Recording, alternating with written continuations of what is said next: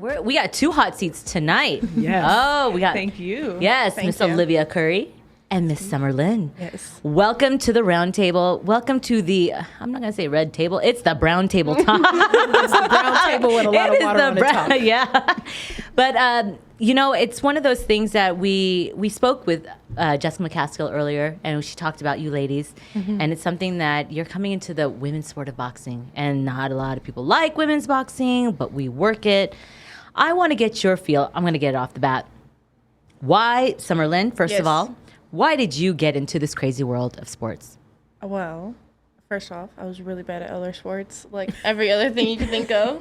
So I started off with doing jiu-jitsu, judo, and wrestling. And then one day I did a pancration tournament. Which is what? A pancration tournament. So it's like MMA for kids, basically. Oh, okay. So you could punch from the neck down. And afterwards, I was like, you know what? Yeah, Dad, I want to do this. Mm-hmm. And then he's like, oh, we have to wait until you're a little bit older, And I was about like 11. And then my dad took me to all kinds of different gyms and took me to Body Shop Boxing. And I've never left. Been there since 11. 9 years now. You've been training with Rick Ramos since 9 years old, and now you're 20. Yeah, 11 years old, and now I'm 20. Oh, so yeah, I've been 9 years. Oh, I can't believe you've stuck it out this long. I know, right? What is it about boxing that you love? I like how it's just like a big chess game. It's nothing like, so what we were talking about earlier about MMA, like it's kind of, you could rest and you guys could hold each other and you guys kind of don't know what anybody's going to throw. But in boxing, you know what they're going to throw. They're throwing the exact same combinations, but how they're going to do it and what speed they're going to do it in. And so it's like a mind game. I love puzzle games, so this is kind of like a puzzle game in a way. It's the way you have to put everything together and kind of, you're the only one there, so. Let me guess, are you good at Rubik's Cubes? No. I like puzzles. Usually, or chess? Do you play chess? No, I have no idea what chess is. I don't know how to play it. Oh, I thought you meant you didn't know. I know that. We're going to send her a chessboard. I have a really cool chessboard. We're going to send it to you. All right. Okay. I'll learn how to play it for you. For sure. All right, and Olivia Curry.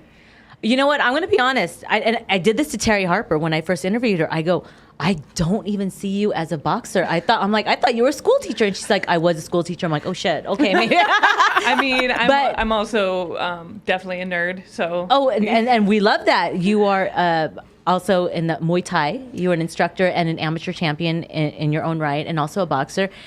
Why did you get in this sport, girl? Well, the Muay Thai came first, and honestly, it was a fluke. I think I had seen the movie Ong Bak, and I was already in college by the time I even had any idea about martial arts at all. I took a fitness Muay Thai class at the local gym. They had a student discount.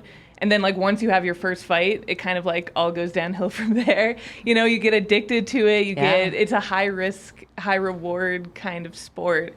And eventually Muay Thai kind of ran its course, especially because of my size, but also there's just not a lot of women doing it. Right. Wait, when your height? My height, my weight. How tall are you? I'm about 5'10", and I fight at middleweight. And Muay Thai, there's just a lot more smaller, shorter, tiny like tiny us ladies. Short. I like that you guys have that in common. You have sort of these fine-tuned eyes with you with judo and with jiu-jitsu and wrestling. With you, you're also a filmmaker. So going back over to you, how do you think that martial arts training has fine-tuned you as a fighter in terms of discipline? Because it takes a lot of discipline to do those things. And then I'll ask the same to you as a filmmaker, because your eye sees things that the regular person doesn't see.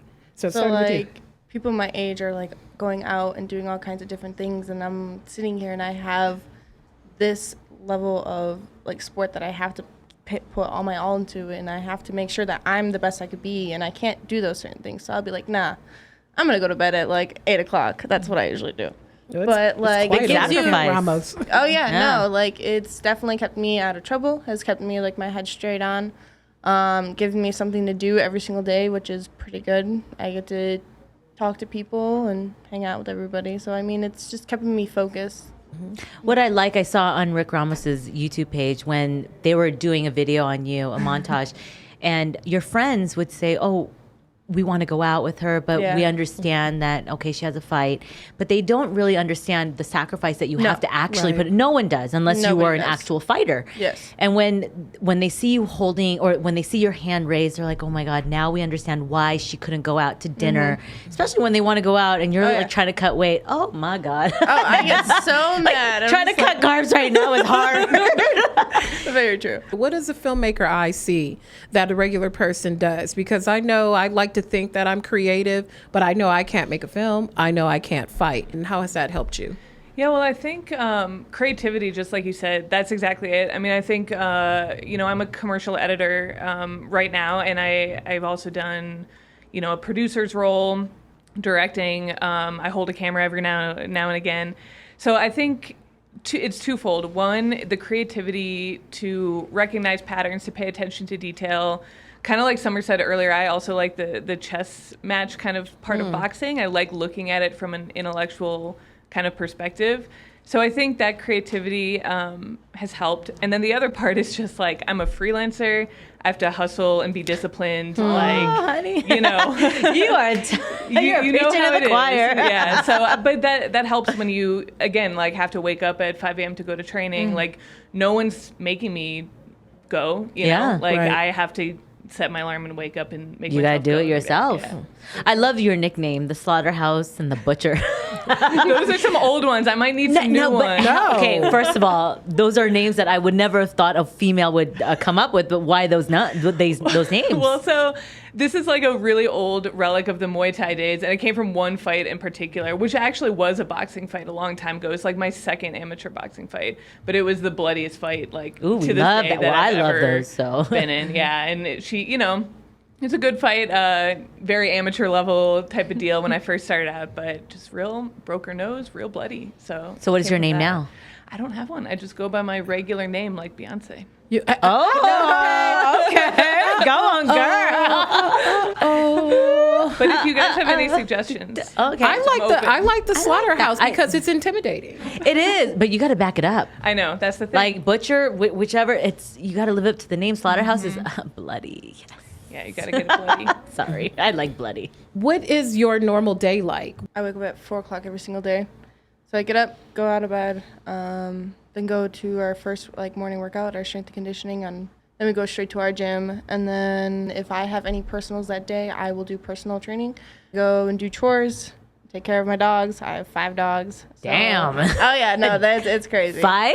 Oh yes. Are they all big, small? Oh, they're all big. They're all 5 Rottweilers. If I walked one Rottweiler, that dog would drag me down the street. I can see that, Jay. Just When did you start boxing? What age? So seriously, at around 26, I'd had a couple amateur fights before then. I started Muay Thai at 20. Okay, so there's a common factor with a lot of women boxers that I've interviewed, that especially even Jessica, that they've started in their early or late 20s, and you've started When I was 11. Very young. Yeah, I was 11. So you kind of got robbed. Do you ever miss that, or do you feel that a little jealous that your friends get to go out, do prom, and do the the girly things that we would love, or even the mall, and you can't do that? There's times of yes and no. Like I get a little jealous of it, but I've done prom. I've done some of the girly things, but it has to do after boxing. Yeah. Boxing comes first, and then I can do whatever else I want to do. But it has to I have to make sure I do my training that day first, and then. But no, I do get a little jealous sometimes. Kind of sucks, and I'm like, I hate it. I don't want to do this no more. And then I'm like, wait, why am I doing this? It's because I love it. If I didn't have it, I don't know what I would be doing. I honestly have no idea. But you were in school, so 12 years old, even 15 years old. You're in high school or junior high. Were boys scared of you? Oh, 100%. That is yes. Really? All the time. Yes. what did the dream look like for you at that age? My parents were always supportive of me no matter what I did and how I did whatever I wanted to do. As long as I put all my all into it, then they were right behind it with me. But I think what got me up is just how people would always doubt me. I've had a lot of doubt because I used to go to Catholic school. and all the people there was just like, yeah, no, this is not a girl's sport. You shouldn't be doing this. This is not anything you should be doing. And I'm like, no, I'm going to go do it. One of my deacons in high school actually told me I should become a nun. What? Yes, told me I should become a nun. And I'm like, yeah, okay, no. I'm going to be a world champion. And I'm going to come back. And I'm going to prove all y'all wrong. As an adult who makes their pursuit into boxing, it's a whole different vision. Yeah, I mean, I think it's in progress all the time. You know, I don't think I watched a boxing match until after I had started boxing. Do you remember what the match was? I remember I watched the Mayweather-Pacquiao fight when that was right, like when I started understanding what the sport was a little bit, like maybe even before I had my first fight. So I think it is a little different for me, but I love the process so much. One thing that's great, I had never had like a lot of direct kind of instruction until I decided to go pro. And went over to my new coach, Trinidad Garcia at Unanimous. And I find myself, even when we are waking up at 5 a.m. to go, do sprints, which is like not even the thing that anyone really likes to do the most during training. Right? I like being at the gym. I just like the progress that I see within myself. I like looking at, how I fought 3 years ago and thinking like, oh, for sure, I'm better now. I'm getting better every day. So I think, yeah, it's the process that I really enjoy. They have this saying that if you want to go far, you got to take people with you. Yes. But if you want to go fast, you go by yourself. So what path looks the best for you? What path would you choose?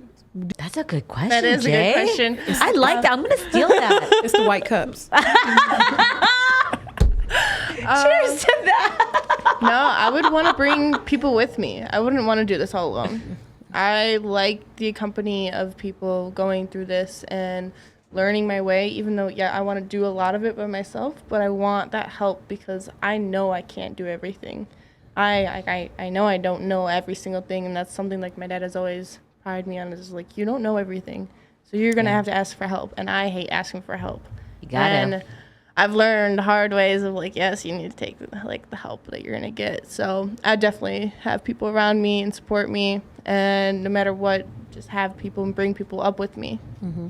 And the messaging for you is different because I imagine you still touch a lot of maybe family members, people in your community who are young, who are looking at you saying, wow, that's pretty cool that you made this detour in life to pursue this. What do you tell them? Well, one thing that I'm really excited for is like the fact that Summer started when she was 9, right? Boxing, like 11. You go to these amateur tournaments or fight nights or whatever, you see little girls who are 6, 7, like really little fighting. And that does give me a lot of hope. I think that the best is yet to come in terms of women's boxing. Mm-hmm. I think we wait another maybe even 10, 15 years and it's going to be a completely different show. I think it's going to be great. 100%. She said 5. So that didn't really answer your question, but that is how I feel. When we were talking to Jessica, I made a bold prediction. I'm sure I'm going to get eaten up online, but that's all right. That women's boxing is going to supplant men's boxing within the next 5 years in terms of popularity because it's such an untapped market. There's so many talented women out there who are just waiting to be discovered, and there's just been no kind of thing to connect them all. Yeah. Because, when they tell you when you start out in boxing, you have to go down to Mexico and take fights. There's a lot of competitive women down there. When you look at other combat sports, there's tons of competitive women who are in Brazil and South America and down in that region of the world. What do you envision for women's boxing? I'm excited about how it's changing. I mean, when I first started, it was you'd rarely see a woman boxer at all or women fighting at all. So now that it's getting more popular and more popular, I like that. I like it how it's getting a little bit more exciting and it's a little bit more attention to it that it deserves because before it wasn't. It wasn't getting much attention it was actually deserved.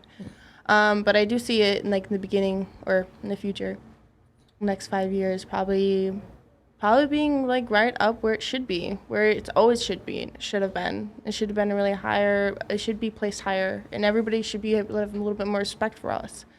To have for boxing because it's not easy.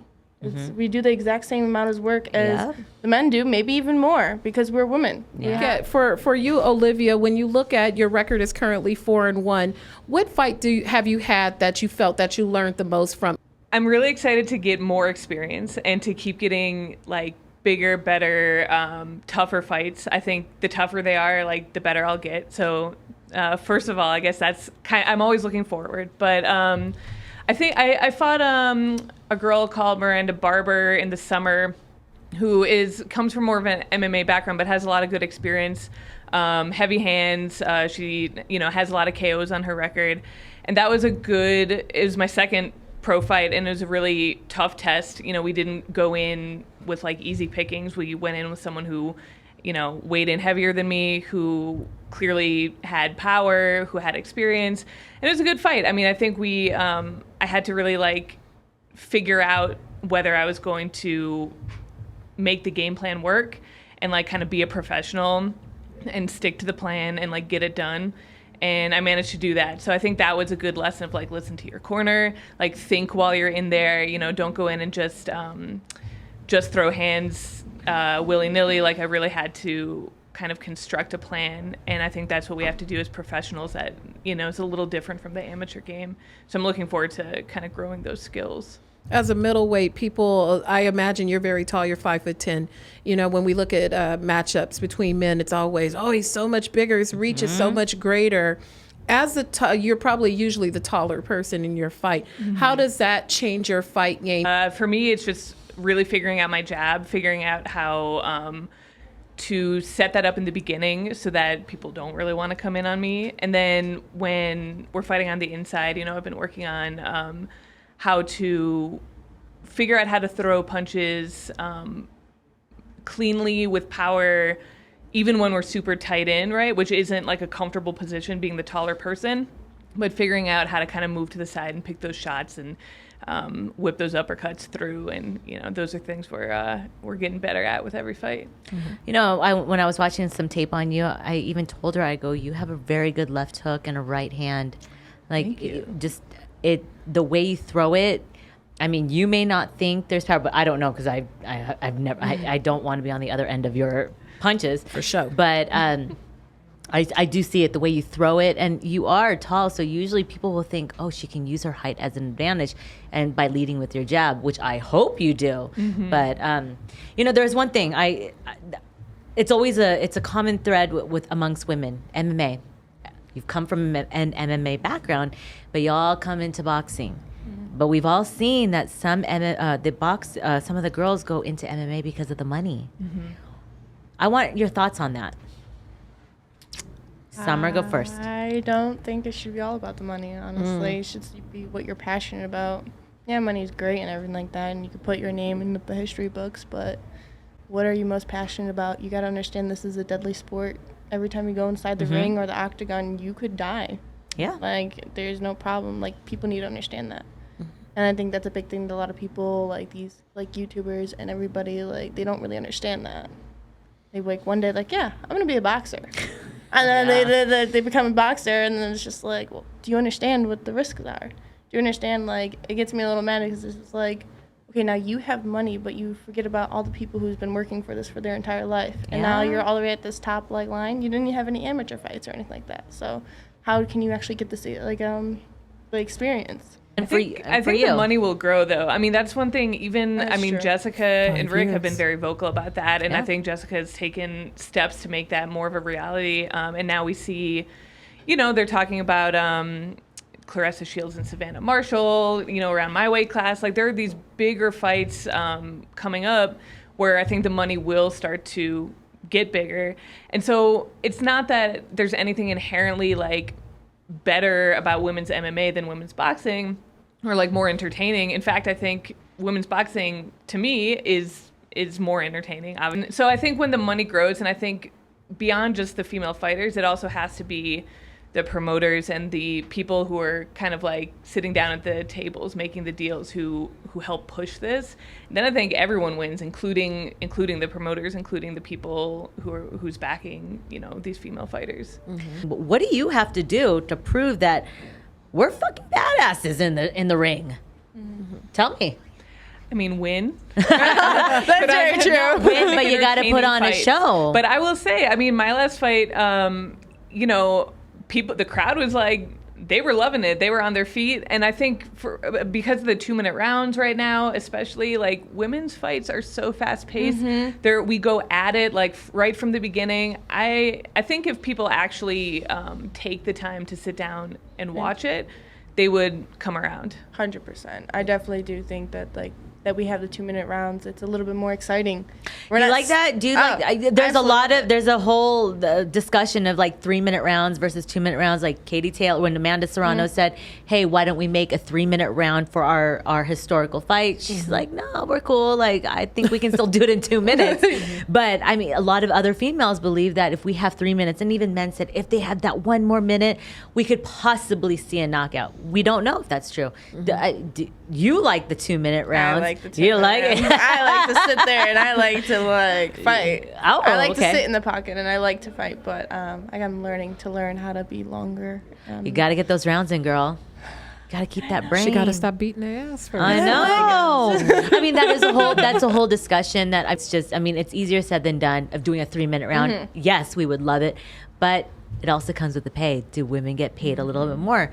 You don't get paid. No. I'm sorry. So, it's just like, if I'm going to work overtime, my ass is going to get paid for it. Yeah.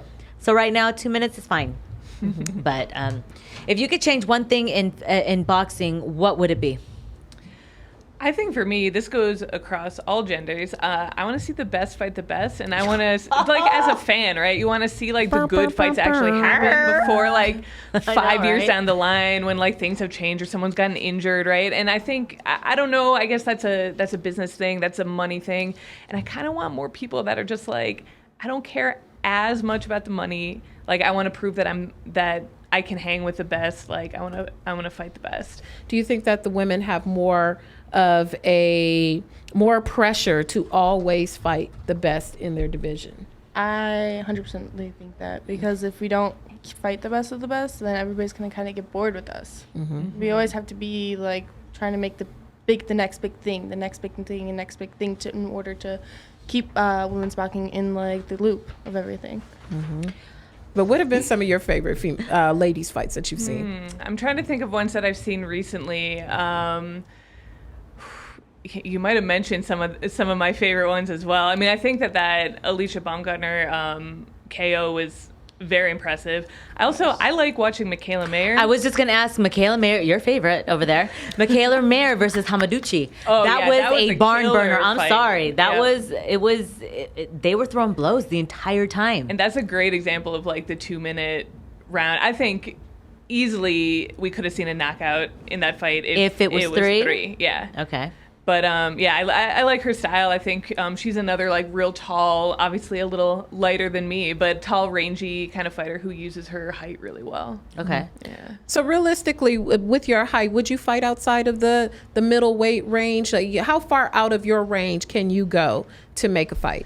Yeah, I mean, 154 is super reasonable. There's some good opportunities there now. We just saw Natasha Jonas like move up. I think it's going to become a little more of a feisty division soon. Hannah Rankin is there. I think Hannah Rankin would be a good fight for me. Yeah, so 154, I'm all about that. 160, I'm comfortable there. And I would move up too. You mentioned Franchon Cruz, who I also like a lot. I think 168, I could do that as well. Really? How about for you? I know you're at welter, undefeated at welterweight. And she's the queen over there who holds them belts. You learn a lot when you watch the best, when you're in the 100%. same camp. So what happens if you have to face her? I mean, we talked about it already. And we're cool with what it. are those conversations like? I'm going to beat your ass. So hold on real quick. Okay. Rick, if them two are in the ring, who do you corner? I won't. I sit out. Oh. See, I like that answer. Not like Andre Rose. Remember, he had to choose between. I don't know. Some of these trainers are greedy. They might be running from corner to corner during the whole fight. Okay, hold on. I'll be right back. So then, who would corner you? Is probably somebody from our gym that works with us. One of the other trainers there. Probably Matt Hambrick or somebody else like Jimmy Sandoval. Okay. So yeah. And you're young. You're still 20. You're 147. baby is- girl. Time. Well, but I mean, just even for the weight. Yes. As you get older, it gets harder to drop weight. So you are still have a lot of time to reside within 147 or even 140 for the right opportunity, because you do have youth on your side. I wish I had some youth on my side. It's a fight that must see TV. We taking the day off because we're going to watch this fight. I really do want to see Jessica fight Katie Taylor again. Oh, you think there. that fight will ever happen, come to fruition? Maybe. After the Serrano? Well, if Maybe. she were victorious against Serrano? Maybe. Who wins that fight? Yeah, who wins? Predictions from both? Jessica. No. No. From Serrano Taylor. Serrano Taylor. I want Serrano to win. Why? But because somebody needs to be somebody different. Like No, she- but is it one, or you believe that she has I the want. tools? No, I want. You don't believe she has the tools to do it though? No. Oh, why? No. I think Katie just has a little bit more of a like in and out type of fighting style. Do you think she can fight off her back foot though? That was a big problem when she That's fought true, Delphine. Delphine. Yes, that's true. Maybe not, I haven't seen for like her camp from Liz or anything like that lately. So, I mean, I think Katie will definitely win because she's like the higher part of in her weight. Okay. And then so Serrano's not because gonna- of The her properality. status. Yes. I think Katie might be a little faster too. Yes. You think she is? I think. Yeah. Okay. But it'll be a good fight. We'll see. We'll be tuning in for sure. Oh, hell yeah. Hopefully we're there. Patrick. Where's our camera? Baddest bitches in boxing be repping. Exactly. I can make myself available. Oh, me too. Me too. Babysitter, I got her already ready. For the good of the order, ladies, tell us where we can follow you, beginning Yeah. with you, Olivia. Where can we follow you on social media and encourage you and keep up with your journey and just see what the next steps are going to be? Well, thank you so much, both of you. This has been super fun. You can follow me on at Olivia Rose Curry on Instagram. It's my main spot. All right. Undefeated. Summer Lynn, where can we keep up with you? You guys could follow me at Summertime Shy _ on Instagram. Summertime shy? Yes. Oh, how cute. I like Yeah. that. I like that. Summertime. It sounds like a jam. Yeah, Coach Oh, yeah. actually What do you gave me- walk out to? Whatever. Throw some Rick freaking Ross. Snoop Dogg. Put that song. A lot of Kanye. A lot of Kanye. Oh, you that go. makes sense. But my first walkout song was "You Got Me" by G-Eazy, and I absolutely love that I don't song. know that one. Oh, so good. What do you walk out to? My coach got mad last time. I almost, well, What? I'll do just stuff I like, whatever I want to listen to that night. I'm like, this is what I want to hear when I go in. But I tried to do NSYNC last time. He wouldn't let me, so I had to go. Bye. I mean, you should. It would have been funny, but instead I did Jimi Hendrix to appease the old folks. as long as it ain't Sweet Caroline, I'm Please. as long as Okay, it you ain't know what? that. I loved it. Now Never. it's kind of played out. It's been played out. Do you know that's anyway? Never mind. Okay, but you know what? As the anthem, you could always walk out to Spice Girls. Yeah, I mean, always. No, walk out to some pop. Come on. Oh yeah, Tupac. Yeah. you I can have do a that. wide variety of tastes, so we'll see what comes down. I can't wait to wanna have see. fun with I it. can't wait to see you ladies in the ring. Absolutely. Well, I know. Well, you guys, ladies, thank you so much for taking the time out, coming out of your busy schedules. Jeandra and I cannot wait to see you in the Damn ring. right. Yes. Hells yeah, keep that undefeated record. And I want to see you in the ring. I want to see you use that length. I want to see some of those more the hooks, because I'm telling you, when I said, I'm like, she's got a deadly hook in a right hand. I'm listening. But and also your film. I can't wait to see it. She's a film buff, so we're gonna be checking you out. for sure. Thank you both so much. It's been such a pleasure. Yes. Thank you. Thank you. All right, guys, I appreciate you. This is one of the funnest episodes. Is that a word, funnest? I'm not even sure. We're coining it. We're coining it. The funnest episodes here at Bad Ladies. Wait, my God, I can't even say it. The baddest bitches of boxing. Miss Jeandra LeBeauf, Thank my you. co-host. Olivia Curry. Summer Lynn. I gotta say it. You sound like a porn star. I'm sorry. It's okay. It's okay. It's okay. It's you know what? My name's Cynthia Conte. When you type it in, it will come out Cuntia Conte. I just had to say it. All right, guys, tune in. I'm not even sure which camera, but tune in for our next episode. I appreciate you guys. I'm Cynthia Conte. And I'm Jeandra LeBeauf. Bye, guys.